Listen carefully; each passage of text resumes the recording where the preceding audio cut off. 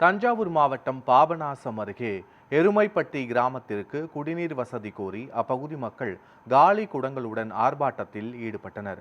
எருமைப்பட்டி புது தெரு மற்றும் கீழத்தெரு பகுதிகளில் 100க்கும் மேற்பட்ட குடும்பங்கள் வசித்து வருகின்றன. கடந்த 50 ஆண்டுகளாக இப்பகுதியில் முறையான குடிநீர் வசதி இல்லாததால் மக்கள் கடும் சிரமத்தை சந்தித்து வருகின்றனர். மேல்நிலை நீர்த்தேக்க தொட்டியில் தண்ணீர் இல்லாததுடன் இருக்கும் நீரும் மாசடைந்த நிலையில் இருப்பதாகவும் கிராம மக்கள் குற்றம் சாட்டுகின்றனர். பல முறை புகார் அளித்தும் நடவடிக்கை இல்லை என கூறி காலி குடங்களுடன் ஆர்ப்பாட்டத்தில் ஈடுபட்டனர். மாவட்ட நிர்வாகம் உடனடி நடவடிக்கை எடுத்து குடிநீர் வசதி ஏற்படுத்த வேண்டும் என அப்பகுதி மக்கள் கோரிக்கை வைத்துள்ளனர்.